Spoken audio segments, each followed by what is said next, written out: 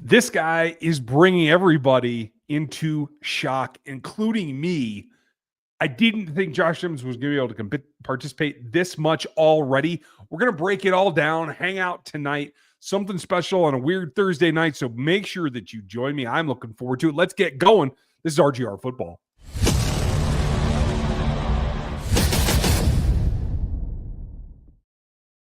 Well, welcome in, everybody. I'm Ryan. This is me going rogue. You guys have probably heard that enough to know that, hey, this is a little bit something different because I'm not usually live on Thursday night.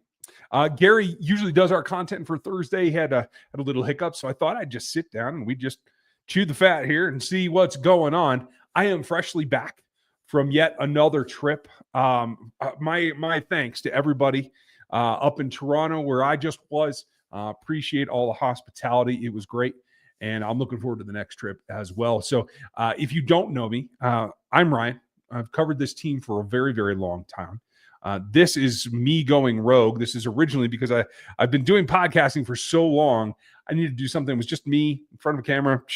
Well, then it grew into what we are in RGR Football now. And that is with me and Dan and Gary and all kinds of special guests. Whenever we feel the need to bring them in, that's where we're at right now. And I'm not going to do a guest tonight because I'm just excited to sit down and talk with you guys as though we were together.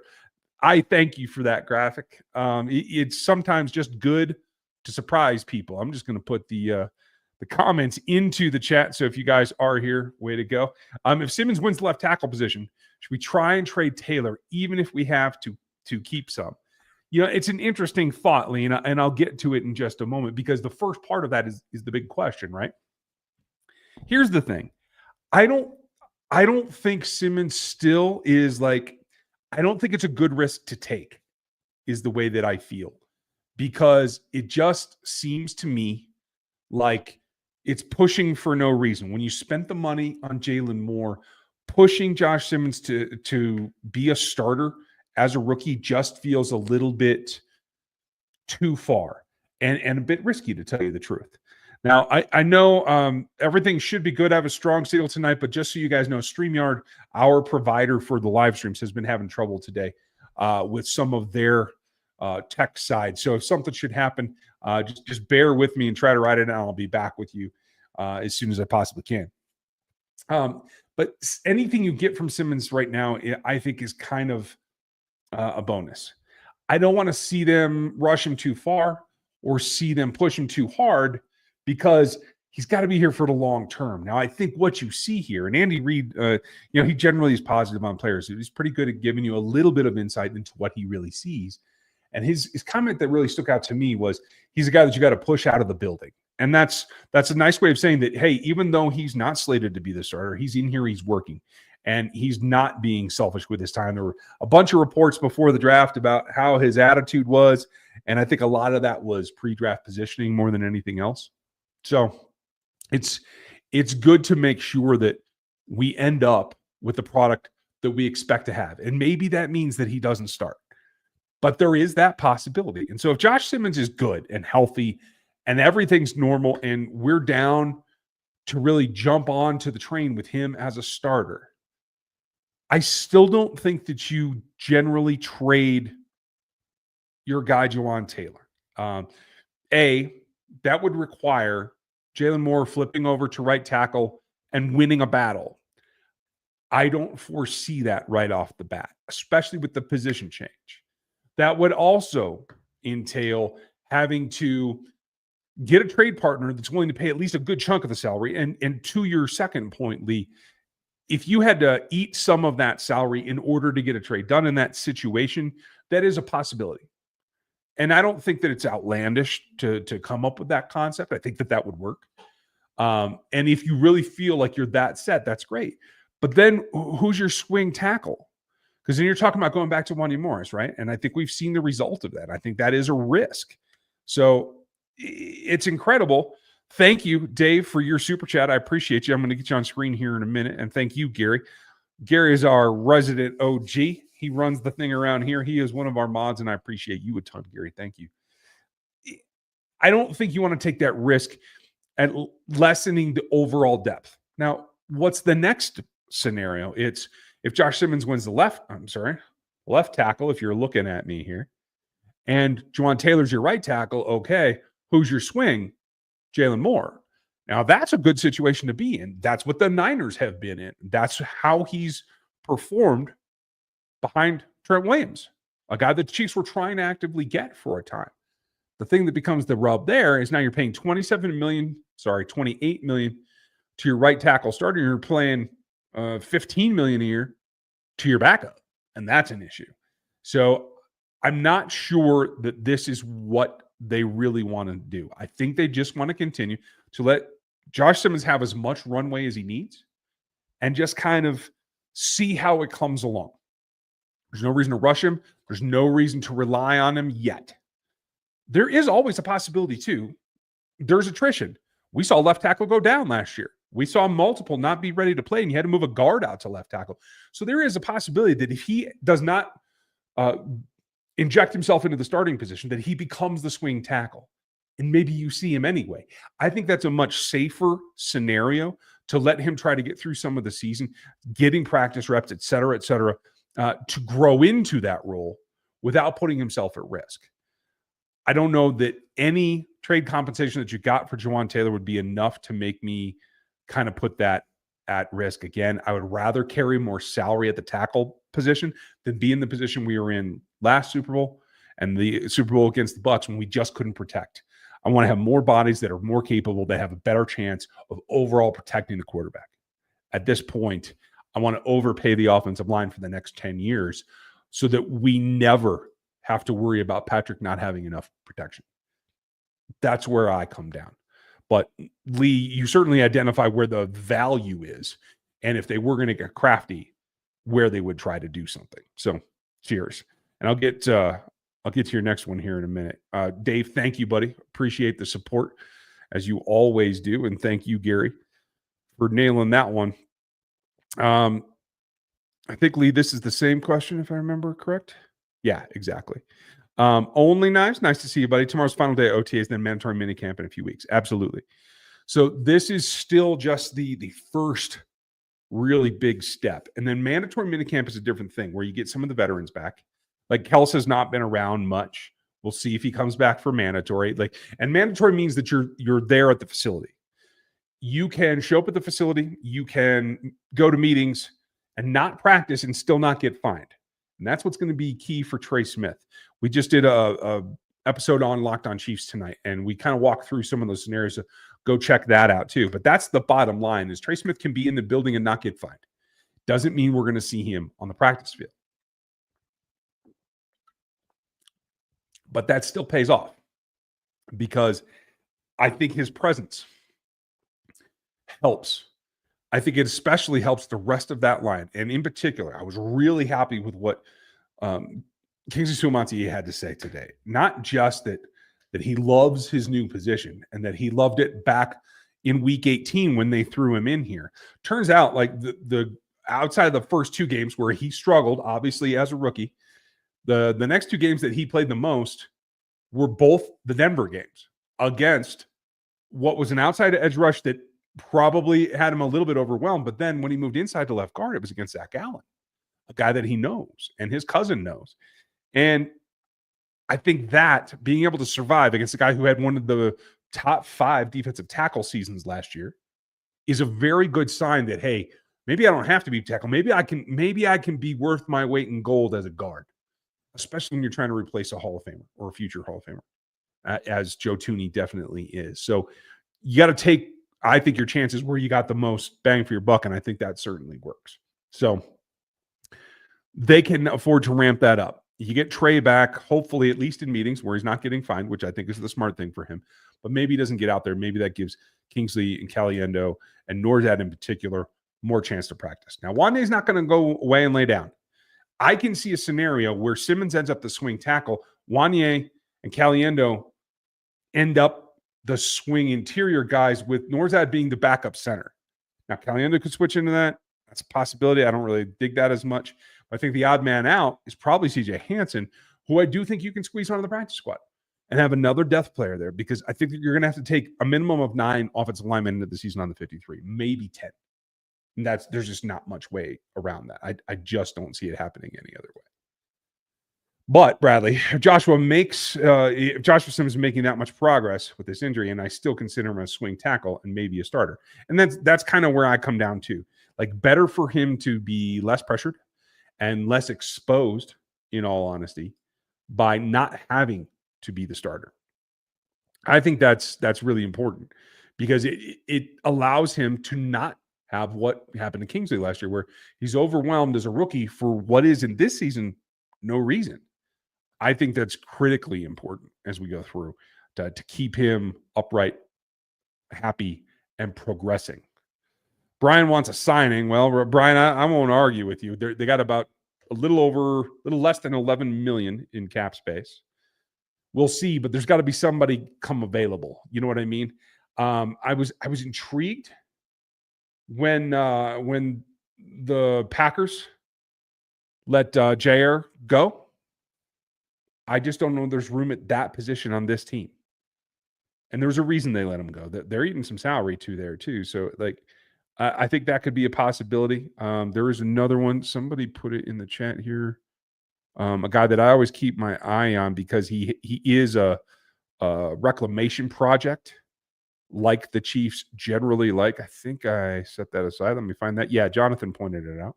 Jedrick Wills is still a free agent. And maybe the story coming out of college on him was that he liked football. He didn't necessarily love it. And maybe that's what's come back to haunt him. And when you hear that in the pre-draft cycle, that's what this is about, is like guys who love the game, want to put in the work, want to be elite, want to get better. Guys who don't want to get paid and want to be on a football team. That's the difference. And I think that does come back to haunt some people. Now, I want to get to Dave's question as well. It's time to get on the Brayshawn Smith hype train. Gulp. Well, it may be. And they're doing a good job of kind of setting that up from OTAs in giving him like literally exposure for every little thing that he does. But I think someone put it out there in Twitterland. And I've heard this from two media members that are able to watch there, is he is not running ahead of Elijah Mitchell. And while he does have epic upside, he isn't there yet. Now, Mitchell also, along with good speed and what appears to be healthy legs, brings experience and, quite frankly, a lot more armor to the game, particularly in the upper body. I think his shoulders allow him to take on hits, to lower his shoulder a lot more than Smith will be able to. And I would take the same kind of thing. Like, I would carry him because I don't think he'd get him to the practice squad. Somebody will pick him up. But I would carry Smith behind the three veterans onto this roster. And that's what I expect. That's what I've thought since they drafted him. And I see no reason to change that plan for me. Now, we'll see if Andy changes his mind, but that seems to be the way that it's going. Only I've said Kiggs is going to do the same as his cousin. He moved all around the Lions O-line and finally landed at right tackle. Yeah, and finally got comfortable enough to make his ascension to his ceiling. And now you wish you had him, right? I do too. I think the Bengals probably do too, because they can't pay all their wide receivers, and you got to pay the quarterback too, and it's going to get ugly for them. And I'm here for all of that, to tell you the truth. I've never met a more arrogant team and fan base and media base, to tell you the truth. It just gets annoying, to tell you the truth. So I'm here for that. Dave, again, thank you. Appreciate you. Bradley, Jaden Hicks press conference, he makes me feel confident in him on the back end of the defense to become a leader. I don't blame you for feeling confident in his leadership skills. He had him at Wazoo, and a coach that I talked to at Wazoo before the draft said that's what you get job one. But yet he was able to have the humility to come onto this roster and not push to do that because he had Justin Reed. I found it very intriguing what he had to say about Justin Reed, about how much he took him under his wing and how much he was ready to prepare him to be in this role, which tells me that we knew all along, or more importantly, Justin Reed and his representatives knew all along that last year was his last season in Kansas City because of the financial piece in particular, and that they knew that they're going to have to go elsewhere. So most guys in that situation aren't really willing to be like, oh, sure, I'll teach the new kid who's going to replace me all this stuff. But he did. And Justin Reed is a stand-up guy, and he should go down in history as a friend of the Chiefs, even when he's not a Chief. I believe that. I think that he is somebody that you want to emulate continually. And cheers to him for getting Jaden Hicks ready. Now Jaden can be himself. Now Brian Cook was also a leader in Cincinnati, maybe not quite as vocal, but you have some guys back there that can start to help you get that culture reinvigorated. It's one thing when you have Tyrann Mathieu, who is such an elite player that he can lead a little bit more by example. His talk does help, at least until it starts to hurt. But you gotta add that Trey McDuffie isn't the loudest voice in the room, from what I understand. He wasn't in college either. Guys that I talked to before the draft were like, he leads by how he plays. He's not a hype the guys up. He's not a like go challenge dudes in the locker room. So that is something to consider, in that you need somebody to be the vocal leader. And if it happens to be your two badass box safeties that now have grown into their roles of playing deep as well, that's great. And I thought the way that he described the play against Xavier Worthy, which was, as I understand, a deep corner route that challenged Jaden Hicks, and how he dealt with it was knowing that when it's a nickel blitz, I have the slot receiver. I have to stay high on him. I have to keep an angle on him to keep him boxed in so he doesn't get behind me. Even knowing that against the guy who's run the fastest in the history of the combine, he was able to do that. And that's why the Chiefs have been frustrating to watch the last few years, is because teams, if you play the angles right and you start with a 20-yard head start, you can keep receivers in front of you. It's when you make a hesitation or you make a false step that they catch up to you and they can pass you. Playing conservatively in the safety position is a plus, and understanding angles is an imperative. You have to have it. There is no way around that. I think that they have that. And even though there's two quote unquote box safeties, which I do believe they are both best suited to that, they're going to be playing high quite a bit of it, because I think the guy who's not a true high safety that is better in underneath space, even though he's the slighter of the three, is Chamari Connor. And I think that's where he can probably have a bigger impact myself. Now, I appreciate you guys being with me on a live stream on a Thursday night. Again, normally this is going to be Gary's night. I'm just standing in because he had a couple of things and I had some stuff on my brain to get off. So I appreciate you. If you want to continue to ask questions, I'll hang out for a bit, but we're not going to go like a super long time tonight. So just kind of shoot shit, see what's going on. There is another practice and there is mandatory next week. And what I do like about this schedule is it's running pretty late this year. So we're going to have July and then we're right back to camp, and bada boom. And I'm excited about that. John asked, how much do you see Bashard Smith contributing this year? I do see him contributing, but I don't think it's going to be a ton on the ground. Maybe 200 yards is probably what I think. I think he'll probably have close to double that. If everything goes right, he'll have between 300 and 400 yards in the air, catching out of the backfield. And I think that's honestly more important. One of the things I think the Chiefs missed last year was the Jet McKinnon effect, that they took everything away deep and left four people high, whether it's cover four or mixing the 9 cloud or whatever they were doing. So the weak part is the underneath against speed against linebackers. That's what you want.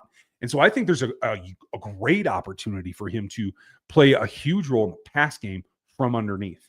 And that's just about moving the chains. If you get a chance to break one with your speed, great. But move the chains, reset the downs, get a chunk, and let's get back into the huddle. I think as it wears on, it'll probably start as just like a third down role. And basically in the first 4 or 6 weeks, if Bashard Smith's on the field on third down, he's taking a route. He is not going to stay in block. They're going to make him earn that right. And that's smart. But as the season goes on, I think he may get a few more touches out of the backfield. And I think he'll certainly get more third and maybe even some second down work where he doesn't necessarily go in a route. He'll get enough pass blocking or faking to make them really worry about him. And that's going to be a function of how much he sees early in the season. Thank you. Appreciate you, John. Are you not surprised about the Bengals haven't signed one of their first round picks and left minicamp? We've signed all of ours here in the Chiefs. Yeah, I mean, now Stewart is a unique case. Shamar Stewart is the player we're talking about. I heard some interesting things about him being a kind of a nomad individual kind of guy. Like not necessarily a great team player from what I heard. I don't think this is about that. I think this is more on the Bengals side than it is the player side, but this is definitely oil and water. And having both those, a stingy franchise with a player that just is okay doing his own thing, I think that's just a recipe to have this kind of crap go on. And again, couldn't happen to a better franchise. Noah Merlot still hasn't signed his deal. I thought he had, so maybe I'm wrong, Michael. But he's out there and he's practicing. And from what I understand, he's going hard. He's probably already gotten more reps in this OTA session than he got last season in games. So I will take that. They got to get him up to speed. I think it'll be fine. They really don't hem and haw too much about rookie contracts. Only knives. I think Trey will sign right before mandatory minicamp. I think he'll show up at mandatory minicamp so he doesn't get fined. I don't think he's going to sign a long-term deal. I think that will be the start of the conversation they're going to have to work on in July. And I think if he signs, which is my hope, and I'm like 51% it'll go that way, it'll probably right before training camp is what I'm thinking. So we'll see if you're right, or maybe if I am, or maybe we're both crazy. I don't know. But good prediction. Only nice. Nice to see you, buddy. For a team who has won nothing, I'm not sure what that referred to. I know there was a comment before, but now I can't remember what it was talking about. So sorry, Jonathan. Thomas, nice to see you. I think Jaden Hicks can be a star, but we need D-line help. I agree. In the rotation is good, but you got to have somebody then just when the game's down, like can just buck up and take somebody on with Chris.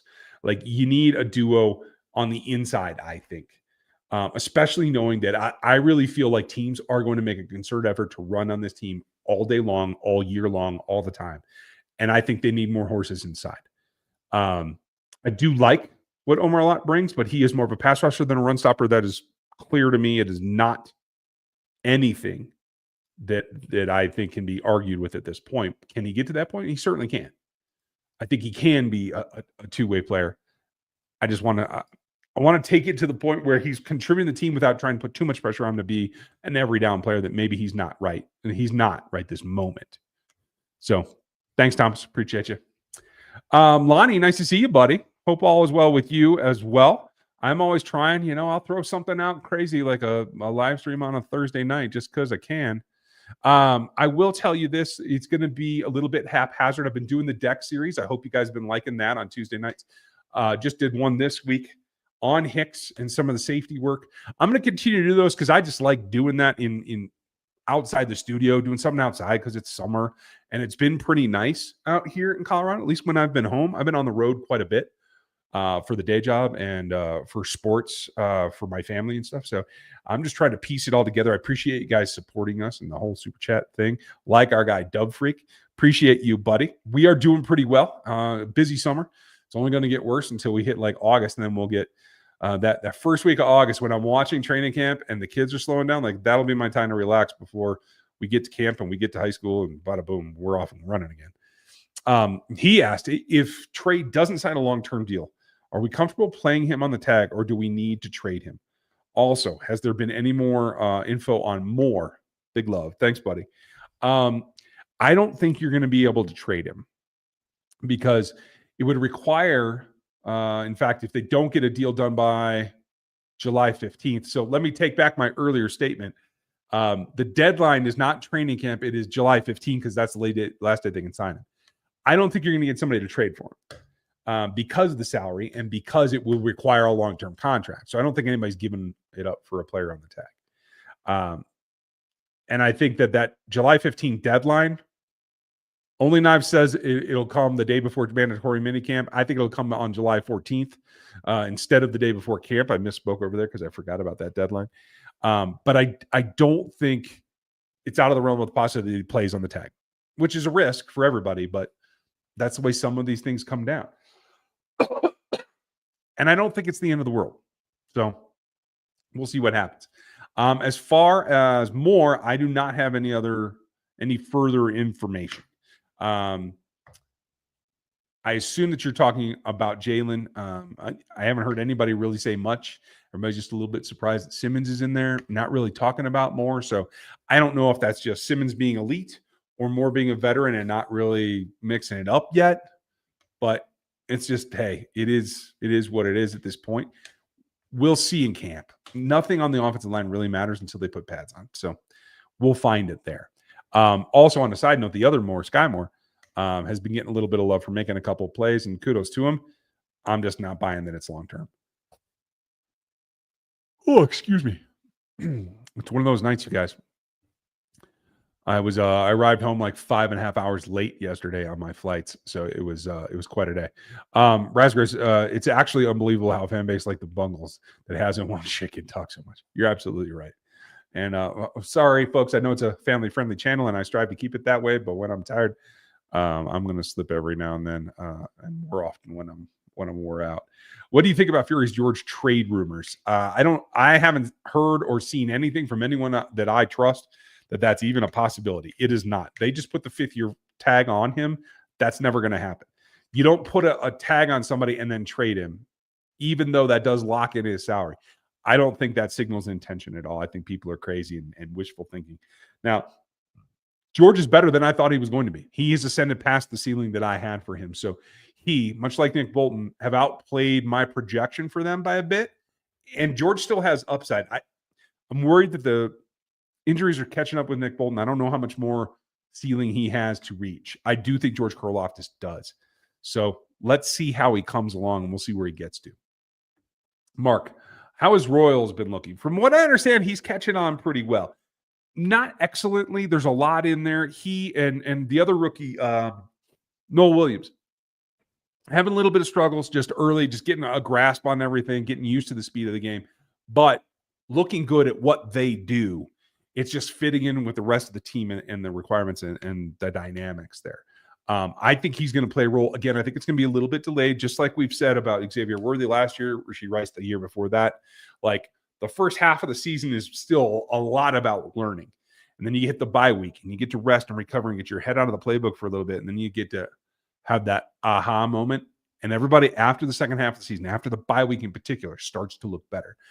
I don't see any reason to think that Royals won't do the same thing. It's going to be a question of how healthy everybody stays before that if we see him featured earlier. Xavier Worthy would not have progressed as far as he did if he hadn't been thrust into playing more and targeted more. I mean, I think he had over 110 targets as a rookie because of the way everything went down. And so if that happens again, I think you could see Royals stepping into that. Mr. Gary Holland. Thank you, buddy. Ryan, the new quarterback, the Chiefs driver, will he contribute this year? I think he definitely will. I do think he has the potential to start at some point this year. I thought maybe he'd come out of the gate hotter than he has, and clearly he's having a little bit of adjustment issues. I think he'll be fine. I don't anticipate that, and I don't think it's going to last that long. But is he ready to overcome Jalen Watson? Not yet. Christian Fulton is playing a little bit hurt. He's got something going on. I'm not sure what it is. So if that were to linger into the regular season, he would have more of an opportunity. Najee Johnson seems to have taken his demotion and run with it. He seems to be playing with an attitude, playing with a lot of intensity, and that's only good for him. So Najee Johnson is not going to go down without a fight, is basically what that's telling me. And hey, more kudos to him. I think that's great. I hope that he can make it and be a contributor. I was encouraged, like you said, about Kingsley, about moving to left guard. For him is about confidence and playing well on the football field. I agree. Confidence feeds into you, especially with how young Kingsley was last year. It starts to settle down, like especially when you get encouragement from other guys in the league, guys that you respect, guys that are good. I think that changes your whole routine. And I think naturally, anybody in that position, even though he wanted to be a tackle, and he even said today, I'm still practicing a tackle too. I think he wants to be good. And if he has a chance to be good right now at guard, he'll take it. Doesn't mean he'll never change back, but I think that it's a good way to get him going. We've seen crazier moves at later times, to tell you the truth. Schmidt happens. Nice to see you. Welcome to the memberships. Make sure you get the Discord invite. It's for RGR members only, and a lot of them hang out there, including a lot of our OGs and Stevie Keys and all the rest. Doug, nice to see you. I love where we're at with this roster this year rather than last year. Hey, I will take it to you there. It's nice to see that we're not talking about a whole lot of maybes. And Schmidt, our newest member, nice to see you. Glad that we got to see Remigio a bit last year, but crowded wide receiver room. Does he make the 53? Right now, I have him making it over Sky Moore. I have the top 3, obviously the starters, then Juju, then Royals, and then 6 is Remigio for me right now. I don't think with everything else that they need to do that they can take 7. It will be 6 on the 53-man roster no matter what. Right now, it's Remigio in number 6 for me. And I think primary kick return duties, although you might see Smith back there, you might see some other guys, they get a chance. But that's how I see it at this point. I wonder if Nazi would be better as old safety spot. I have thought that as well, Razgriz. They don't seem to want to be giving him a chance there. I have to see it before I can feel more adamant about it. But until they give him a shot at lining up that way, I just can't tell you for sure. But Schmidt, glad you made a live stream, and I appreciate it. And Gary, good to see you. Good to see everyone here. I appreciate you guys joining me and for the super chat support and just the support in general. I know it's summer. I know it's just OTAs and we don't have a lot going on, but it's better than what we're going to have in a couple of weeks when we don't have nothing. But we're still going to have content for you, so don't forget about that. Check out Locked On. Check out NFL 33 for the rest of the news. I'm going to write something scathing about Aaron Rodgers and the stupidity that the Pittsburgh Steelers have in even trying to trust him because it's just dumb. He's going to ruin every other quarterback on there. That's all he does. The guy is nowhere near a team player. He is all about him, and I'm over him, and I'm ready for him to retire. Anyway, I digress. Thank you for joining me tonight. I appreciate you guys. Have a great one, and we'll talk to you maybe even tomorrow. Might have a little piece, and we'll definitely be back for the live stream on Monday like we always are. Join us then. Have a good one. I'll catch you later. Thanks for watching this video from the team at RGR Football. Click these videos to see more and subscribe to RGR Football.